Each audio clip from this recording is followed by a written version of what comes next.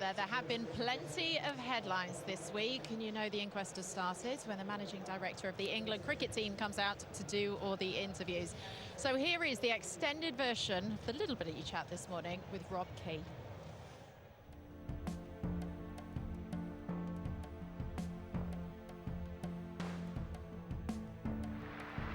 And there is the Ashes retained. Boland does the job. England came here with so much hope, so much hype. 11 days of cricket, here we are. How do you assess that 3-0 defeat? When you're trying to assess how things are gone, sometimes you just, you can play your best and you get beaten by a better team, and it's like, and I think this is a very, very good Australian team, make no doubt about that, especially the bowling attack. But the disappointing thing is I don't think we've played anywhere near our best. And that's the thing that hurts the most. That's the thing I'm most disappointed about. Oh, Stokes has gone. The reaction says it all from the England captain, but Stark has done the damage. Australian bowling attack in particular is very, very good, but a big part of it is probably that we haven't given the players the best chance to go out there and play their best. Lots of different reasons for that, but that's, I think, my overriding sort of thoughts on where we've got to. Yeah! There's no secret that Cummins, Stark, people like that are very good. And the next lot coming through, so people like Scott Boland, they're very good bowlers, we knew that.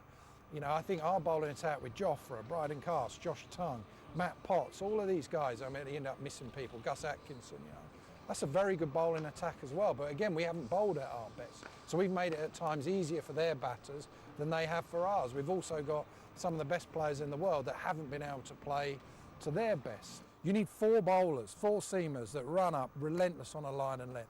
I know people talk about, but we've got, I've said in the past, it doesn't work if you're bowling 75 mile an hour, floating them up with the keeper up. No one's done that here. The likes of Scott Boland, they're 82, 83 mile an hour, they run up and it's whack, whack, whack, every single time.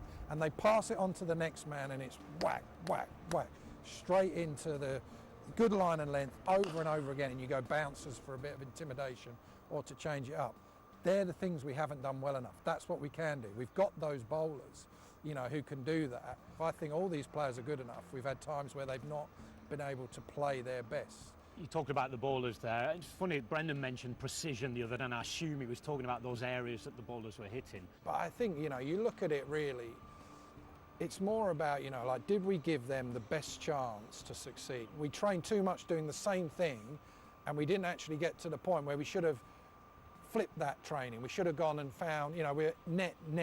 We should have gone somewhere where the Lions were playing, the Allan Border Oval, and just get outside and bowl out in the middle so they get used to it, so they can hit their straps straight away.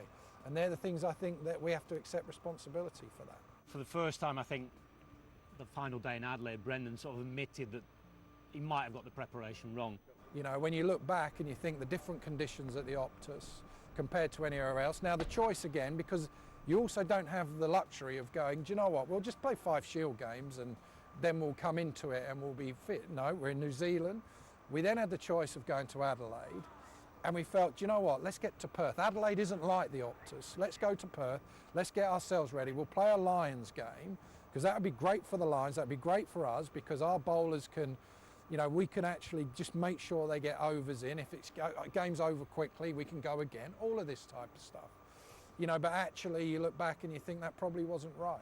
There's this issue of people being relaxed. How do you find that sort of balance in prep? Are you aware that to certain elements playing a game of pig's not a good look? And Harry Brook, for example, he'll only be at home for 6 days this winter. As a multi-format player, same with Jofra Archer, what they end up doing, New Zealand, into the Ashes, into then going and doing the World Cup for us, into the IPL, into New Zealand again, into what a massive white ball series against India, into the 100, into Pakistan. It's never ending now for these players. So we're trying to find a way where they can switch off, where they can relax, where they can actually be normal people. Because you don't want to get to a point where you get to the end of the Ashes and 5 players are burnt out. So you're trying to navigate a world now where you're inundated all the time with cricket, all the time. So you're trying to find that balance where you can make an environment that people love to be, especially with Test cricket now. You come out here, you get whipped by Australia, you think, do you know what, I can do without this. I can go and play and I can earn more money than what we pay them, especially as these domestic leagues come up as well. And we're trying to create an environment where actually players love to be in, and they're not going to love it if you're not successful, if you're not doing well. So that's the balance we're trying to strike all the time. I won't mention the B word, but you know the brand of cricket I'm talking about. The Australian pundits are sort of making fun of it, and you know the results might say they're justified. But is that something you're firmly invested in? Because you mentioned about making it attractive to play for country. Yeah, but the reason why, the misconception that's always been, you know, Brendan as a coach has never once spoken about scoring rates. He's never once turned around to someone and said, well, we're going at 5 and over here, you're not scoring quick enough. You know, to me, it's always been a mindset and a mentality. You just play better. If you're thinking positively, if you're looking to score as a batter, your defence is better. You know, so it's never been a tactic. It's never been about one way of playing. You know, and you pick players, you know, that you feel can score against the best bowlers in the world and can defend against the best bowlers in the world. And that mentality helps your defence. We pick aggressive cricketers, no question about that. You know, but we also pick cricketers that should be able to, you know, I always end up saying the same thing because I've said it for the last 3 years, where you've got to be better at soaking up pressure. You've got to be better at recognising those moments. We keep saying this, we have to start doing it. You know, you look back at the last year, you know, Brendan, Ben, this era has had a lot of success. It hasn't won the big series against Australia and India, but we've had some great moments along the way. But in the last year, those big moments we've come up short. Whether it's at the Oval chasing, whether it's here in that first Test match, whether it's with the ball in Brisbane, they're the moments where you've got to come out on the right side of it, and we haven't done that. We don't want players walking out thinking, oh my God, here we go, I've just got to survive, because it doesn't help you. Smith getting excited, 4 consecutive fours, and then that big, fat W. There's a real difference between aggression and dumb. You know, sometimes we take dumb options. Sometimes, you know, like, I don't mind when Harry Brook's trying to reverse sweep the spinner because there's a massive foothold there, as Zach Crawley and people do, to get the field where he wants. If that doesn't work, that's fine, there's logic behind what you're doing it. Sometimes the ramp shots are stupid, you know, but they're the decisions that we've got to help them make more and more times, get that right more often than not. What about Shoaib Bashir? A lot of talk about him, obviously. Coming here, though, you might have expected him to play already. What's the story there? Adelaide was the one, and all our analytics, everything, but we get to that point and we're thinking, right, we ended up hedging our bets. We go, we're not batting well enough. You know, what do we do here? Do we go the out-and-out spin and weaken the batting? Or do we actually think, do you know what? We're just going to pack the batting. That will give confidence to everyone before them. We need to get 500. You know, we get 500, we're in the box position in that game. We didn't. They bowled very well. They gave us a lesson on how to bowl on a flat pitch. You know, so then you end up looking like the spin decision was wrong because we didn't bat well enough. You know, and that was the hedge, really. I'd love us to play in conditions like this where you have hard, fast, bouncy pitches that I think produce the best players possible. Your batters learn how to play, your bowlers have to bowl properly. You don't get away with floating them up, you have to hit the pitch. Your spinners have to really rip it, get turn and bounce, whatever it is, you know. But we don't live in that system at the moment. Looking forward, is maybe having more semi sort of permanent specialist coaching positions something you're looking at? Do you want the best person for 10 months of the year, or do you want someone not quite as good for 12 months of the year? We're trying to get the very best people we possibly can. We look at every single aspect of everything we're doing. We're starting to do it now already, as you can hear us talking about it. You know, so that's what we'll do, and we definitely have to, you know, you just can't keep doing the same thing over and over again and expecting a different result. You know, so we'll do that all the time. Now the ECB will have a decision on whether or not we're the right people for that. And that's international sport, right? That's high level sport. But I believe, you know, Brendan, Ben, myself, those two have got bloody good records as coach and captain. You know, and actually, you know, you've got to keep evolving. So that's what we'll try and do. You know, if we get the opportunity to do that, who knows? Have I got everything right? Absolutely not. But you just keep pushing on and trying to do the best you can. Well, Well, he was honest and he answered some tough questions there that I guess needed to be answered when you're 3-0 down in the series, because England arrived here with so much hope. What happens now, though? Is he under pressure? Do you think a management change would be beneficial? Everyone will say that because you've lost. I don't think it should be. I think Rob Key's been brilliant since he came into the job, and Baz McCullum. One very interesting thing that I love that he said there is Baz McCullum has never come out and said about this Bazball thing that you have to score at 5 and you have to do this, you have to... That is the media construing that and throwing that out. He's always said he wants to play positive cricket in any situation.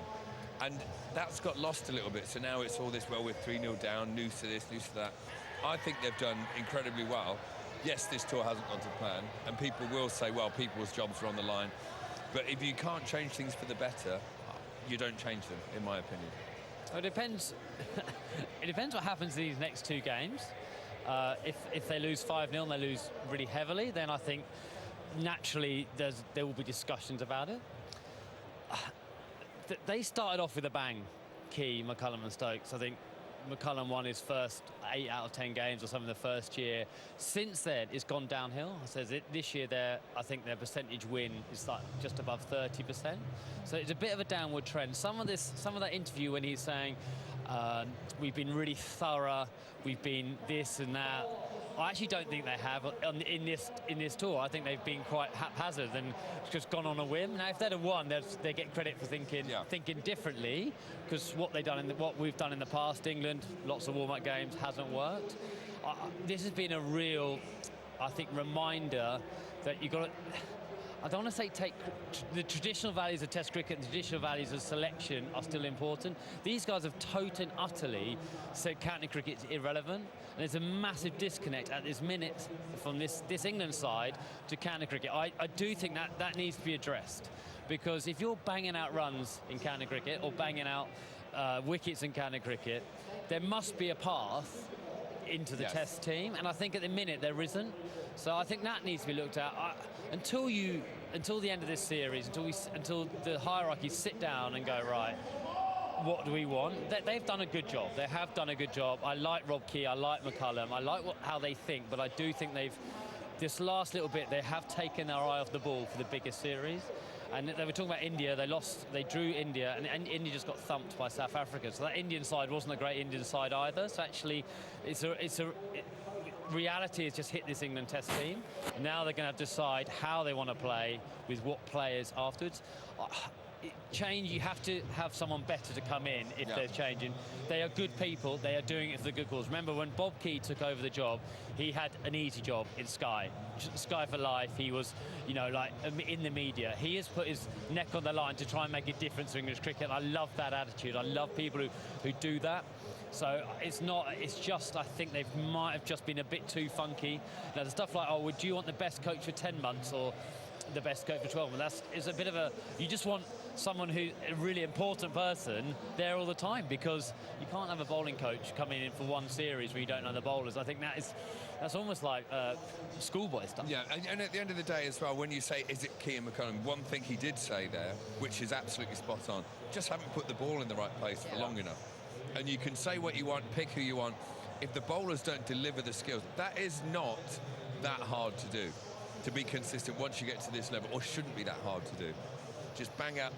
When they've gone too far, short and wide, all the men back, trying this, trying that, and going away from the blindingly obvious, that is where it falls down a bit. That's where there's a disconnect. That's where Josh Tongue from the county game comes in, bowls really well because it's just simple, hitting the stumps, and everyone says, oh, there you go.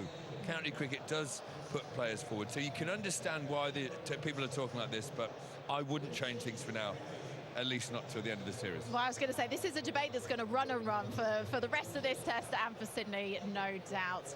Right, coming up after the break, it's been a good morning for England. They won the toss, they decided